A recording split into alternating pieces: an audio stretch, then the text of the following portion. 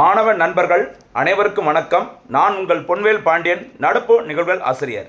இன்றைய தினத்தில் நாம பிப்ரவரி மாதம் 12ஆம் தேதிக்குரிய தினசரி நடப்பு நிகழ்வுகளின் தொகுப்பை டிஎன்பிஎஸோட போட்டித் தேர்வுகளில் சமீப காலங்களில் நடப்பு செய்திகளை சப்ஜெக்ட் ஸ்ட்ராட்டஜிக்கு எல்லாத்தையும் கலந்து நம்மளை கன்ஃபியூஸ் பண்ணுற மாதிரி எப்படிலாம் கொஸ்டின்ஸ் கேட்குறாங்களோ அதன் அடிப்படையில் ரொம்ப கிளியராக தேவையான விஷயங்களை தொகுத்து வழங்கிட்டு இருக்கோம். மக்களை பயன்படுத்திக்கோங்க. நம்முடைய ஹார்ட் ஒர்க் பிடிச்சிருந்து அப்படின்னா லைக் பண்ணுங்கள், ஷேர் பண்ணுங்கள், முக்கியமாக பெல் பட்டனை கிளிக் பண்ணிக்கோங்க. அப்போ தான் நோட்டிஃபிகேஷனில் நம்ம கொடுக்குற எல்லா வீடியோவும் உங்களுக்கு காட்டும். ஃப்ரீயாக இருக்கும்போது வீடியோ பார்த்துட்டு ஒரு நோட்டு போட்டு அந்த நோட்ஸ் எல்லாம் எழுதி வச்சுட்டு வாய்ப்பு கிடைக்கும் போது ரிவிஷன் பண்ணிட்டு வரும் தேர்வுகளில் கண்டிப்பாக ஒரு அரிய சாதனை படைத்து நம்ம வெற்றி பெற முடியும். ஆரம்பிக்கலாமா? இன்றைய தினத்திற்கான நடப்பு செய்திகள். எப்பவுமே கூடுதலாக இன்னொரு சிறப்பு செய்திகளை நம்ம தொடர்ந்து பண்ணிட்டு இருக்கிறோம். சரிங்களா? சும்மா வீடியோ பார்த்துட்டு இருந்தால் மட்டும் பார்த்தாது, அப்பப்போ வாய்ப்பு கிடைக்கும் போது சில போனஸ் கேள்விகளும் நம்ம கேட்கணும் அப்படின்னு சொல்லிட்டு அந்த போனஸ் கேள்விகளும் கேட்குறோம். இது தவிர இறுதியாக அந்த சூப்பர் 6 கேள்விகளும் நம்ம கேட்டுட்டு இருக்கிறோம். மக்களை பயன்படுத்திக்கோங்க. வாய்ப்பு கிடைக்கும் போது ரிவிஷன் பண்ணிக்கோங்க.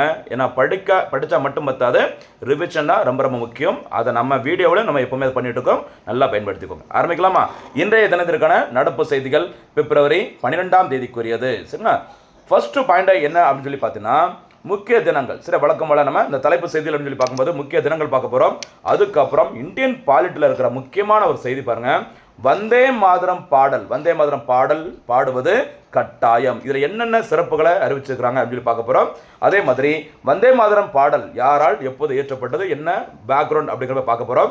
அதே மாதிரி நம்முடைய அண்டை நாடான வங்கதேசத்தில் நாடாளுமன்ற தேர்தல் தொடங்கி உள்ளது. அது தொடர்பான ஒரு சிறிய தகவல்களை பார்க்க போகிறோம். அதுக்கப்புறம் அறிவியல் தொழில்நுட்பத்தில் முக்கியமான ஒரு திட்டம் ககன்யான் திட்டம். அப்பப்போ செய்தியில் வந்துட்டே இருக்குது, இன்னைக்கு கூட வந்திருக்குது. அதனால் அதை பற்றி நம்ம லைட்டாக பார்க்க போகிறோம். அதுக்கப்புறம் பாருங்க, செறிவூட்டப்பட்ட அரிசி, ஒரு சுகாதாரம் தொடர்புடைய முக்கியமான ஒரு அரிசி, செறிவூட்டப்பட்ட அரிசி அப்படின்னா என்னன்னு சொல்லி பார்த்துட்டு இறுதியாக சூப்பர் 6 கேள்விகளும் பார்க்க போகிறோம். சரிங்களா? நல்லா பாருங்க. அவ்வளோ எஃபோர்ட் போட்டுட்டு தான் இந்த நோட்ஸ் எல்லாம் ரெடி பண்ணி கொடுத்துட்டு இருக்கோம். வீடியோ தயவுசெய்து ஃபுல்லாக பாருங்க. இன்னைக்கு இருக்கிற காம்படிட்டிவ் எக்ஸாமில் கரண்ட் அஃபேர்ஸ் டிசைடிங் ஃபேக்டராக இருக்குது. அதுவும் திட்டங்களும் ரொம்ப ரொம்ப முக்கியமான ஒரு ரோல் வந்து ப்ளே பண்ணுது. இல்லை எதுவுமே மிஸ் ஆகாமல் கொடுத்துட்ருக்கோம். அதுதான் நம்முடைய சிறப்பு. நல்லா பயன்படுத்திக்கோங்க. 2026 நம்ம அரசு பணியை உறுதி செய்ய வேண்டும். சரிங்களா? அடுத்தபடியாக இனிமேல் நம்ம ஃபுல் டீட்டெயிலாக எல்லா நோட்ஸும் பார்க்கலாமா? சரி, ஃபஸ்ட்டு நம்ம பார்க்க போகிறது என்னன்னு சொல்லி பார்த்தீங்கன்னா பாருங்கம்மா, முக்கிய தினங்கள். பிப்ரவரி 12ஆம் தேதியில் என்னென்ன முக்கிய தினங்கள் சொல்லி பார்க்கும்போது தேசிய உற்பத்தி திறன் தினம். சரியா? நேஷனல் ப்ரொடக்டிவிட்டி டேன்னு சொல்கிறாங்க. சரிங்களா? தேசிய உற்பத்தி திறன் அந்த சபையானது, கவுன்சிலானது பிப்ரவரி 12, 1958 அன்று உருவாக்கப்பட்டது. எப்போ உருவாக்கப்பட்டதுமா? ரொம்ப முக்கியமானது, ஞாபகம் வச்சுக்கோங்க. எப்போ உருவாக்கியிருக்கிறாங்க? 1958 அன்று உருவாக்கப்பட்டது. சரிங்களா? டேட்டு பிப்ரவரி 12ஆம் தேதி. இப்படி உருவாக்கப்பட்ட அந்த தேசிய உற்பத்தி திறன் அந்த சபையானது, ஓகேவா, அந்த உருவாக்கப்பட்ட நாள் தான் இந்தியாவில் தேசிய உற்பத்தி திறனாக கொண்டாடப்பட்டு வருகிறது. சரியா? உற்பத்திக்கும் உற்பத்தி திறனுக்கும் உள்ள ஒரு வேறுபாடு இருக்குது. அதாவது உற்பத்தி அப்படிங்கிறது மொத்த நிலத்தில் எவ்வளவு பயிர்கள் விளைவிக்கப்பட்டுள்ளது அப்படிங்கிறது உற்பத்தியோட அளவுன்னு சொல்லுவாங்க. சரியா? ப்ரொடக்டிவிட்டி அப்படின்னா கொடுக்கப்பட்ட வழங்கப்பட்ட ஒரு அந்த குறிப்பிட்ட நிலத்தில் அதிக அளவு யாரு மகசூலா கொடுத்துருக்குறாங்க அப்படிங்கிறதா உற்பத்தி திறனை குறைக்கும். சரிங்களா? உதாரணத்துக்கு இப்போ உத்தரப்பிரதேசத்தில் நிறைய ஏக்கர் கணக்கான லேண்டில் கரும்பு சுகர் ப்ரொடக்ஷன் பண்ணுவாங்க. ஓகேவா? நம்ம தமிழ்நாட்டை பார்த்தீங்கன்னா கொஞ்சம் இடத்துல தான் அந்த கரும்பு வந்து உற்பத்தி செய்யப்படும். சரிங்களா? அந்த பெர் ஹெக்டேருக்கு அப்படின்னு சொல்லி கணக்கிடும் போது அதிகப்படியான மகசூல் யார் தான் கொடுக்குறாங்க? தமிழ்நாட்டில் தான் அந்த கரும்பு உற்பத்தி செய்யப்படுகிறது. சரிங்களா? அதனால தான் சொல்கிறேன், உற்பத்தி திறன் கரும்பு உற்பத்தியில் தமிழ்நாடு முன்னணியில் இருக்கிறாங்க. உற்பத்தியின் அளவில் மொத்த குவான்டிட்டியில் உத்தரப்பிரதேசம் டாப்பில் இருக்கிறாங்க. சரிங்களா? அடுத்தபடியாக இன்னொரு முக்கியமானது நம்ம பாருங்க, அமெரிக்காவின் 16வது அதிபரான, சரியா, முக்கியமான ஒரு தலைவரான ஆபிரகாம் லிங்கன் அவர்களின் பிறந்த நாள். ஓகேவா? மறக்கக்கூடாதுமா, பிப்ரவரி 12ஆம் தேதி. இன்னொரு முக்கியமான செய்தி, பிப்ரவரி 12 முதல் 18ஆம் தேதி வரைக்கும் தேசிய உற்பத்தி திறன் வாரமாக இந்திய அரசினால் கொண்டாடப்படுகிறது. தினம் பிப்ரவரி 12, அதற்கான வாரம் பிப்ரவரி 12 முதல் 18. சரியா? அதை சொல்ல மறந்துட்டேன், கொஞ்சம் அதையும் நோட் பண்ணிக்கோங்க. சரிங்களா? அதுக்கப்புறம் பாருங்க, பரிணாமத்தின் தந்தை என்று அழைக்கப்படும் யாருமா? சார்லஸ் டார்வின் அவர்களின் பிறந்த நாள். என்னைக்குமா? 12ஆம் தேதி, பிப்ரவரி 12ஆம் தேதி. ரொம்ப ரொம்ப முக்கியமானமா. இப்படிலாம் நம்ம சொல்லும்போது இவங்களை பற்றி நான் ஃபுல் டீட்டெயிலாக கிளாஸ் எடுக்க முடியாது. லைட்டாக ஒரு ஹிண்ட்டுமாக கொடுக்கும்போது நீங்கள் என்ன செய்யணும்? போட்டித் தேர்வுக்காக கொஞ்சம் இறங்கி வேலை செய்யணும். அதாவது சார்லஸ் டார்வின் யார், என்ன புத்தகம், எந்த வருஷம் எழுதுனாங்க, எந்த படைப்பில் அவர் சிறந்தவங்க, ஓகேவா, எல்லாமே கொஞ்சம் டீட்டெயிலாக தெரிஞ்சிட்டிங்கன்னா எக்ஸ்ட்ரா சில ஸ்ட்ராட்டஜிக்கை நீங்கள் வந்து கவர் பண்ணிக்கலாம். சரிங்களா? என்னால் முடிஞ்ச நான் பண்ணுறேன். உங்களுக்கான முயற்சியை கொஞ்சம் பெருசாக சூப்பராக பண்ணுங்கள். சரியாம்மா? அடுத்தபடியாக பாருங்க, வந்தே மாதரம் பாடல் கட்டாயம். என்ன பாடல்? வந்தே மாதரம் பாடல் கட்டாயம் அப்படிங்கிற மாதிரி அறிவிச்சிருக்கிறாங்க. அரசு நிகழ்ச்சிகள் மற்றும் பள்ளிகளில் தேசிய கீதமான ஜனகணமன, சரி, ஜனகணமன பாடல் இசைக்கப்படும் முன்பாக தேசிய பாடலான வந்தே மாதரம் கட்டாயமாக பாடப்பட வேண்டும். இது யார் அறிவிச்சுக்கிறாங்க? மத்திய உள்துறை அமைச்சகம். மறக்கக்கூடாது. சரிங்களா? இந்த வந்தே மாதரம் தேசிய பாடலின் 6 சரணங்களும் தேசிய கீதமான ஜனகணமன பாடல் பாடுவதற்கு முன்னதாக பாடப்பட வேண்டும் என்று அறிவிச்சிருக்கிறாங்க. சரிங்களா? ஜனகணமன பாடல் பாடுவது வழக்கம். அதை பாடுறதுக்கு முன்னாடியே இந்த தேசிய பாடலான வந்தே மாதரம் அதோட இருக்கிற 6 சரணங்களும் கண்டிப்பாக பாடப்பட வேண்டும். சரிங்களா? சரி, அந்த பாடல் இசைக்கப்படும் நேரம் அதுக்கும் ஒரு கிரைட்டீரியா கொடுத்துருக்காங்க. என்னன்னு சொல்லி பார்த்தீங்கன்னா 3 நிமிடங்கள். எத்தனை நிமிடம்னா 3 நிமிடங்கள் 10 வினாடிகளில் இந்த பாடலை பாடி முடிக்கணும் அப்படிங்கிற மாதிரி சொல்லியிருக்கிறாங்க. சரியா? ரொம்ப முக்கியமான செய்தி, மறந்துடாதீங்க. அடுத்தபடியாக குடியரசுத் தலைவர், ஓகேவா, ஆளுநர் உள்ளிட்டோர் பங்கேற்கும் அனைத்து அரசு நிகழ்ச்சிகளின் தொடக்கத்திலும், ஒரு நிகழ்ச்சி ஆரம்பிக்கிறதுக்கு முன்னாடியும் முடிந்த பிறகும் இந்த வந்தே மாதரம் பாடல் கண்டிப்பாக ஒலிக்கப்பட வேண்டும். சரிங்களா? அதே மாதிரி ஆல் இந்தியா ரேடியோன்னு சொல்லுவாங்களா, அகில இந்திய வானொலி மற்றும் தொலைக்காட்சி மூலமாக இந்திய குடியரசுத் தலைவர் அவர்கள் இந்திய மக்களுக்கு சிறப்புரை ஆற்றுவதற்கு முன்னாடியும் பின்னாடியும் கண்டிப்பாக வந்தே மாதரம் பாடல் ஒலிக்கப்பட வேண்டும் அப்படி சொல்லியிருக்கிறாங்க. அதே மாதிரி இந்த அதிகாரப்பூர்வ பதிப்பு மட்டுமே பாட அல்லது ஒலிக்கப்பட வேண்டும். சரிங்களா? இப்பெல்லாம் பார்த்தீங்கன்னா எதுக்கு எடுத்தாலும் இந்த ரீமிக்ஸ், இந்த கரமரான்னு கேட்குற மாதிரி இந்த ரீமிக்ஸ் பாடல் தான் எல்லாமே வந்துருக்கு. பக்தி பாடலேருந்து எல்லாமே ரீமிக்ஸில் தான் நிறைய பாடல்கள் வருது. அப்படி கண்டபடி இசையமைத்து அந்த வந்தே மாதரம் பாடலை போற்றக்கூடாது. அதிகாரப்பூர்வ பதிப்பு மட்டுமே பாட அல்லது ஒலிக்கப்பட வேண்டும் அப்படிங்கிற மாதிரி சொல்லியிருக்கிறாங்க. அதே மாதிரி இந்த வந்தே மாதரம் பாடல், தேசிய பாடலான வந்தே மாதரம் பாடல் இசைக்கப்படும் போது அனைவரும் கண்டிப்பாக எழுந்து நின்று மரியாதை செலுத்த வேண்டும். சரிங்களா? இந்த தேசிய பாடலை அவமதித்தால் 3 ஆண்டுகள் சிறை தண்டனை அப்படிங்கிற மாதிரி ஒரு சிறப்பு அறிவிப்பை அறிவிச்சிருக்கிறாங்க. என்ன பாடல்? வந்தே மாதரம் பாடல் 3 நிமிடங்கள் 10 வினாடிகளில் பாடி முடிச்சிருக்கணும்னு சொல்லியிருக்கிறாங்க. இந்த பாடலானது, வந்தே மாதரம் தேசிய பாடலானது தேசிய கீதமான ஜனகணமான பாடல் பாடுவதற்கு முன்பாக பாடப்பட வேண்டும் அப்படின்னு சொல்லியிருக்கிறாங்க. ரொம்ப ரொம்ப முக்கியமான செய்தி வரும் காலங்களில். ஓகேவா? அடுத்தபடியாக இந்த வந்தே மாதரம் பாடல் தொடர்பான கூடுதல் செய்திகளை பாருங்கம்மா. சரியா? அருமையான செய்தி பாருங்க. வங்காள மொழியில் பங்கிம் சந்திர சட்டர்ஜி அவர்களால் இந்த பாடல் பாடப்பட்டது. யாரால் பாடப்பட்டதுமா? முதல் முறையாக அதாவது உருவாக்கப்பட்டது வங்காள மொழியில். இந்த வந்தே மாதரம் பாடலை எழுதியவர் யார் அப்படின்னு பார்த்தீங்கன்னா பங்கிம் சந்திர சட்டர்ஜி அவர்கள். சரிங்களா? ரொம்ப முக்கியமான செய்தி கொடுத்துட்ருக்கோம். இந்த பாடல் இடம்பெற்ற அந்த புத்தகம், நாவல் ரெண்டுமே தெரிஞ்சு வச்சுக்கோங்கம்மா. ஓகேவா? பாடல் இடம்பெற்ற புத்தகம் எது அப்படின்னு பார்த்தீங்கன்னா வங்க தரிசனம் என்ற இலக்கிய இதழில் சட்டர்ஜி அவர்கள் ஒரு நாவல் எழுதியிருக்கிறாங்க. அதோட பேர் என்ன பேருமா? ஆனந்த மடம். அப்போ ஆனந்த மடம் அப்படிங்கிறது ஒரு நாவல். அது இடம்பெற்ற இதழின் பெயர் வங்க தரிசனம். அந்த வங்க தரிசனம் இலக்கிய இதழில் தான் பங்கிம் சந்திர சட்டர்ஜி அவர்கள் அந்த பாடலை எழுதியிருக்கிறாங்க. என்ன பாடல்? வந்தே மாதரம் பாடல். ஓகேவா?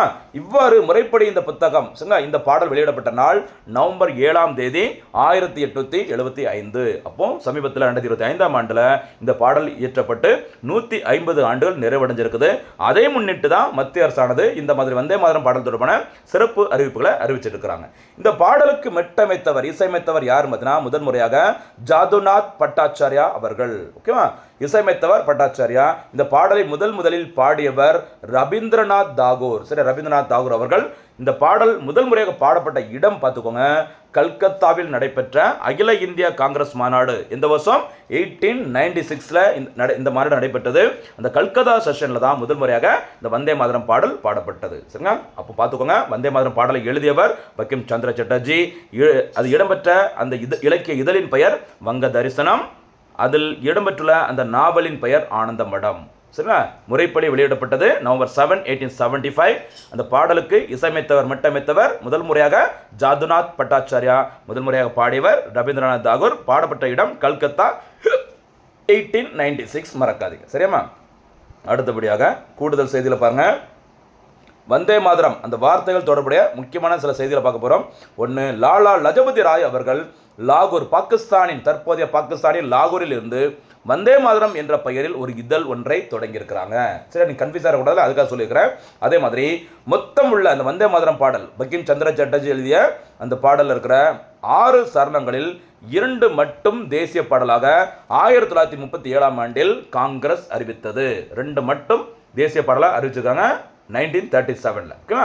அதுக்கப்புறமா இந்த வந்தே மாதரம் பாடலினை 1950 ஜனவரி 24 அன்று இந்தியாவின் தேசிய பாடலாக முறைப்படி அதிகாரப்பூர்வமாக ஏற்றுக்கொண்டது. ஞாபகம், நேஷனல் சாங் ஆஃப் இந்தியா அப்படின்னு பார்த்தீங்கன்னா வந்தே மாதரம் பாடல் என்னைக்கு டேட்டில்? ஜனவரி 24, 1950. அதே மாதிரி இன்னொரு கூடுதல் அறிவிப்பு, செப்டம்பர் 7, 2006 அன்று இந்தியா முழுக்க உள்ள அனைத்து பள்ளிக்கூடங்களிலும் பகல் 11 மணிக்கு இந்த வந்தே மாதரம் பாடலை பாட வேண்டும் அப்படிங்கிற மாதிரி இந்திய அரசு அறிவிச்சுக்கிறாங்க. சரிங்களா? எவ்வளவு செய்திகளை ஒரே வீடியோவில் கொடுக்குறோம் அப்படிங்கிறத தயவுசெய்து பயன்படுத்திக்கோங்க. எதிர்காலத்தில் எந்த போட்டித் தேர்வாக இருந்தாலும் சரி, யூபிஎஸ்சி, டிஎன்பி, எஸ்எஸ்சி, ஓகேவா, SSC, RRB, SA exam, PC exam எதுவாக இருந்தாலும் வந்தே மாதரம் பாடலேருந்து கண்டிப்பாக ஒரு கேள்வி வரப்போகிறது உறுதி. சரியா?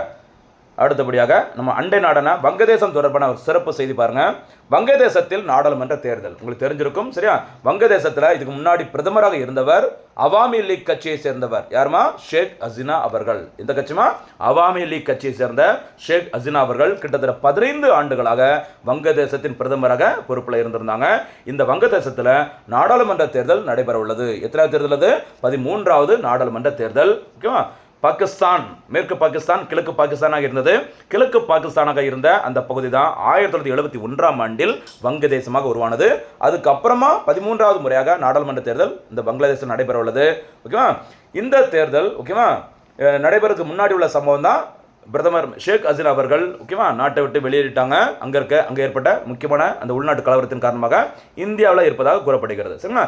ஷேக் ஹசீனா அவர்கள் நாடு ஓகேவா வங்கதேச நாட்டை விட்டு வெளியேறிய பிறகு வங்கதேச நாட்டின் இடைக்கால தலைவராக இருந்தவர் முகமது யூனுஸ் அவர்கள். சரியா? முகமது யூனுஸ் அவர்கள் 2014 ஆண்டு அமைதிக்கான நோபல் பரிசை வின் பண்ணியிருந்தாங்க. அதையும் மறக்கக்கூடாது. சரிங்களா? ஞாபகமா யாருமா? முகமது யூனுஸ் தான் இடைக்கால தலைவராக இருந்தாங்க. அது கூட மறந்துடுங்க. மறக்கக்கூடாத விஷயம், அமைதிக்கான நோபல் பரிசு முகமது யூனுஸ் அவர்கள் வென்ற ஆண்டு 2014.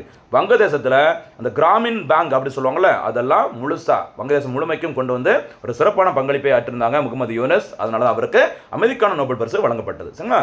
ரொம்ப ரொம்ப முக்கியமானமா கவனமாக இருந்துக்கோங்க. இன்னொரு கூடுதல் செய்தி, இந்த 13வது நாடாளுமன்ற தேர்தலில் இந்த ஷேக் ஹசீனா அவர்களின் அவாமி லீக் கட்சி தேர்தலில் போட்டியிட தடை விதிக்கப்பட்டுள்ளது. சரிங்களா? நாளை தினத்தில் ரிசல்ட் வந்துடும். மொத்தமாக அடுத்த பிரதமர் யாருங்கிறத இன்னொரு வீடியோவில் நம்ம பார்ப்போம். சரியா? அடுத்தபடியாக ககன்யான் திட்டம், முக்கியமான ஒரு அறிவியல் தொழில்நுட்பத்துடன் தொடர்புடைய ஒரு செய்தி. ககன்யான் மிஷன் இஸ்ரோவின் முதல் மனித விண்வெளி பயண திட்டம். சரிங்களா? India first human space programme சொல்லுவாங்க. இந்த திட்டம் அறிவிக்கப்பட்டது 2018. சரி, 2018 இந்திய சுதந்திர தினம் ஓகேவா ஆகஸ்ட் 15 நடக்கும்போது அந்த சுதந்திர தின உரையில் இந்திய பிரதமர் நரேந்திர மோடி அவர்கள் உரையாற்றும் போது தான் இந்த ககன்யான் திட்டத்தினை முறைப்படி அறிவிக்கிறாங்க. இந்த திட்டம் 2027 ஆண்டில் செயல்படுத்தப்பட உள்ளது. சரிங்களா? சரி, என்ன செய்ய போகிறாங்க ககன்யான் திட்டத்தில் அப்படின்னு பார்க்கும்போது, பூமிக்கு மேலே 400 கிலோமீட்டர் தொலைவில் 7 நாட்கள் வரை ஒரு 4 விண்வெளி வீரர்கள் பூமியை சுற்றி வர போகிறாங்க. சரிங்களா? இதற்கு பயன்படுத்தப்பட உள்ள அந்த ராக்கெட்டின் பெயர், அந்த ராக்கெட்டுக்கு என்ன பெயர்னு பாருங்க, GSLV MK3 அல்லது லான்ச் வெஹிக்கிள் மேக் 3 சொல்கிற LVM3. இந்த ராக்கெட் தான் பயன்படுத்த போகிறாங்க. இந்த திட்டத்திற்காக தேர்ந்தெடுக்கப்பட்டுள்ள 4 விண்வெளி வீரர்கள் யாரெல்லாம் சொல்லி பார்த்தீங்கன்னா, பிரசாந்த் நாயர், அஜித் கிருஷ்ணன், அதுக்கப்புறம் பார்த்தீங்கன்னா அங்கத் பிரதாப் அவர்கள், அடுத்து சுபான்ஷு சுக்லா. ஓகேவா? பிரசாந்த் புகழ்பெற்ற சினிமா நடிகர், அஜித் தலை அவரும் சினிமா நடிகர், அங்கத் பிரதாப் என்ற பெயரும் ஒரு புகழ்பெற்ற சினிமா நடிகர் தான். சரியா? சித்தி நடிகர் ராதிகா இருக்காங்கல்ல, அவங்களுடைய முன்னாள் கணவர் தான் பிரதாப் அவர்கள். அப்போ பிரதாப், பிரசாந்த், அஜித் 3 சினிமா ஹீரோக்கள். அவரோட சேர்ந்து ஒரிஜினல் ஹீரோ யார் போக போகிறாங்க? சுபான்ஷு சுக்லா. ஞாபகம் வச்சுக்கோங்க, ரொம்ப முக்கியமான நபர்கள். 4 பேரும் ஃபியூச்சரில் மறந்துடக்கூடாது. ஓகேவா? இந்த 4 விண்வெளி வீரர்களையும் பிப்ரவரி 27, 2024 அன்று கேரள மாநிலம் திருவனந்தபுரத்தில் உள்ள விக்ரம் சாராபாய் விண்வெளி மையத்தில் நடைபெற்ற நிகழ்ச்சியின் போது அதிகாரப்பூர்வமாக அறிவிச்சுக்கிறாங்க. இந்த விண்வெளி வீரர்களுக்கு வைக்கப்பட்டுள்ள சிறப்பு பெயர், ஏற்கனவே போட்டித் தேர்வில் கேட்கப்பட்ட கேள்வி, ககன் நாட்ஸ். என்ன பேரு? ககன்யான் திட்டம். அதில் இருக்கிற அந்த விண்வெளி வீரர்களுக்கு பொதுவாக என்ன பேர் சொல்லுவாங்க? ஆஸ்ட்ரோநாட்ஸ் அப்படி சொல்லுவாங்கல்ல, அதே மாதிரி இங்கே என்ன பேர்?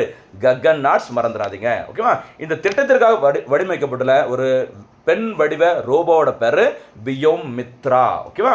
சரி, இந்த ககன்யான் திட்டம் 2027 வெற்றிகரமாக செயல்படுத்தப்பட்டது. அப்படின்னா விண்வெளிக்கு மனிதர்களை அனுப்பிய உலகின் 4வது நாடு அப்படிங்கிற பெருமையை இந்தியா பெறும். சரிங்களா? யாரெல்லாம் அமெரிக்கா, ரஷ்யா, சீனா ஆகிய 3 நாடுகள் தான் இதுக்கு முன்னாடி விண்வெளிக்கு மனிதர்களை அனுப்பியிருக்கிறாங்க. இந்த ககன்யான் திட்டத்தை வெற்றிகரமாக செயல்படுத்தினாங்க அப்படின்னா இந்தியா 4வது நாடாக இந்த லிஸ்ட்டில் சூப்பரான ஒரு ரேங்குக்கு வரும். சரியாமா? அடுத்தபடியாக செறிவூட்டப்பட்ட அரிசி அடிக்கடி செய்தியில் வந்துட்டே இருக்கும். சரியா? இந்த ஃபோர்ட்டிஃபைட் ரைஸ் அப்படின்னு சொல்கிற செறிவூட்டப்பட்ட அரிசி சாதாரண அரிசிக்கும் இந்த செறிவூட்டப்பட்ட அரிசிக்கும் என்ன வித்தியாசம் பார்க்கலாம். இந்த செறிவூட்டப்பட்ட அரிசி என்பது சாதாரண அரிசியில் இரும்புச்சத்து, ஃபோலிக் ஆசிட், சரி ஃபோலிக் அமிலம், விட்டமின் B12 போன்ற அத்தியாவசிய ஊட்டச்சத்துக்கள் சேர்க்கப்படும். சாதாரண அரிசி இருக்குல்ல, அது கூட இரும்புச்சத்து, ஃபோலிக் ஆசிட், விட்டமின் B12 இதெல்லாம் மிக்ஸ் பண்ணி அரைச்சி ஒரு மாவு மாதிரி உருவாக்கி மறுபடியும் அதை அரிசி மாதிரி மாற்றுவாங்க. இந்த சத்துமிக்க அரிசிக்கு தான் என்ன பேர்? செறிவூட்டப்பட்ட அரிசி. சரிங்களா? இந்த அரிசியோட சிறப்பு இரத்த சோகை அனிமியா, ஊட்டச்சத்து குறைபாட்டை போக்க 1:20 என்ற விகிதத்தில் சாதாரண அரிசியுடன் கலந்து பொது விநியோக திட்டம் மூலம் வழங்கப்படுகிறது. ரேஷன் கடைன்னு சொல்கிறாங்களா, BDS, அதன் மூலமாக வழங்கப்படவில்லை. சரி, 1:20 மறக்கக்கூடாது. சரிங்களா? இந்த செறிவூட்டப்பட்ட அரிசி மூட்டைகளில் ஒரு லோகோ இருக்கும். அந்த லோகோவில் இருக்க சிம்பிள் இப்படி தான் எக்ஸாமில் கேட்பாங்க. ஓகேவா? +F இந்த ஃபோர்ட்டிஃபைட் ரைஸ் அப்படின்னு சொல்கிற செறிவூட்டப்பட்ட அரிசி இதில் சேர்க்கப்பட்டுள்ளது. இந்த லோகோவுக்கு என்ன சிம்பிள் இருக்கும் அப்படின்னு சொல்லி கேட்கலாம். கவனமாக இருந்துக்கோங்க. இந்த மேக் இந்தியா திட்டத்தின் சிம்பிள் என்ன, சின்னம் என்னன்னு சொல்லி கேட்டிருந்தாங்க, லயன். சரி, சிங்கம் இடம்பெற்று இருக்கும். அதே மாதிரி இந்த செறிவூட்டப்பட்ட அரிசி மூட்டைகளில் +F அப்படிங்கிற லோகோ இருக்கும், மறந்துடாதீங்க. சரிங்களா? +F அப்படிங்கிற லோகோ எந்த திட்டம் அல்லது எதில் இடம்பெற்று இருக்கும் அப்படின்னு சொல்லி எக்ஸாமில் கேட்கலாம். கவனமாக இருங்க. சரியாமா? அடுத்தபடியாக இன்றைய தினத்திற்கான சூப்பர் 6 கேள்விகள். முதல் சூப்பர் 6 கேள்வி பாருங்க. வந்தே மாதரம் பாடல் முதல் முறையாக யாரால் பாடப்பட்டது? இரண்டாவது சூப்பர் 6 கேள்வி, வந்தே மாதரம் பாடலை இயற்றியவர் யார்? மூன்றாவது சூப்பர் 6 கேள்வி, வந்தே மாதரம் பாடல் எந்த நாவலில் இடம்பெற்றிருந்தது? நான்காவது சூப்பர் 6 கேள்வி, ககன்யான் திட்ட விண்வெளி வீரர்களுக்கான சிறப்பு பெயர் என்ன? ஐந்தாவது சூப்பர் 6 கேள்வி, செறிவூட்டப்பட்ட அரிசியில் எந்த விட்டமின் அடங்கியுள்ளது? ஆறாவது சூப்பர் 6 கேள்வி, ககன்யான் திட்டத்திற்காக உருவாக்கப்பட்டுள்ள அந்த பெண் வடிவ ரோபோவின் பெயர் என்ன? இதற்கான பதில்களை சிறப்பான முறையில் பதில்களை இந்த கமெண்ட்டில் சொல்லுங்கள். முழு வீடியோ பார்த்துட்டு. சரியா? தயவுசெய்து ஃபுல்லாக வீடியோ பாருங்கள். நிறைய பேர் சில பேர் கேட்டிருந்தாங்க இந்த வீடியோஸ் கரண்ட் அஃபேர்ஸ் மறந்து போயிரு சார் அப்படின்னு சொல்லும்போது. ஓகேவா? அதுக்கு என்னோட ஒரு பரிந்துரை என்னன்னு சொல்லி பார்த்தீங்கன்னா ஃபஸ்ட்டு வீடியோவை ஃபுல்லாக பார்த்துருங்க. ஓகேவா? அப்படி ஃபஸ்ட்டே பார்க்கும்போது நிறுத்தி நோட்டு போட்டு எழுதிட்டு வீடியோ பார்த்து முடிச்சுட்டு அப்படியே நோட்டை க்ளோஸ் பண்ணிவிட்டு உட்காந்துடாதீங்க. சரிங்களா? ஃபஸ்ட்டு ஒரு டைம் வீடியோ ஃபுல்லாக பாருங்கள், அப்சர்வ் பண்ணி உள்ளே வச்சுக்கணும். அதுக்கப்புறம் அகைன் திருப்பி ஒரு வாட்டி பார்க்கும்போது உங்களுக்கு எது ரொம்ப தேவையோ அதை மட்டும் ஒரு ஹிண்ட் மாதிரி எடுத்துக்கோங்க. அது போதும், உங்களுக்கு எப்போவுமே லைஃப்பில் மறக்காது. மீண்டும் சந்திக்கலாம். நன்றி, வணக்கம்.